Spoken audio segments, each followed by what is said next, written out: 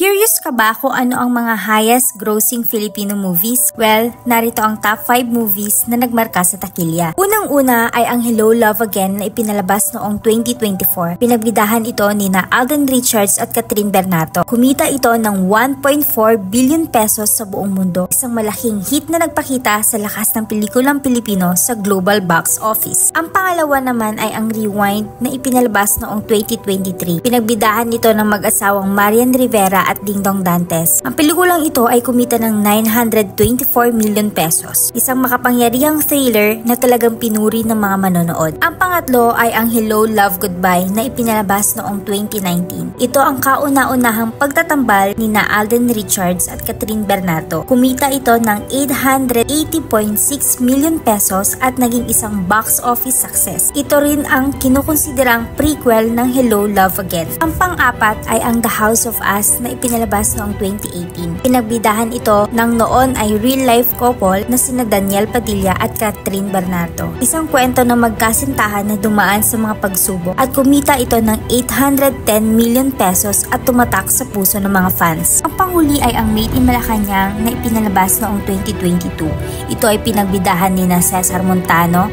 Rufa Gutierrez, Christine Reyes, Diego Loizaga at Ella Cruz.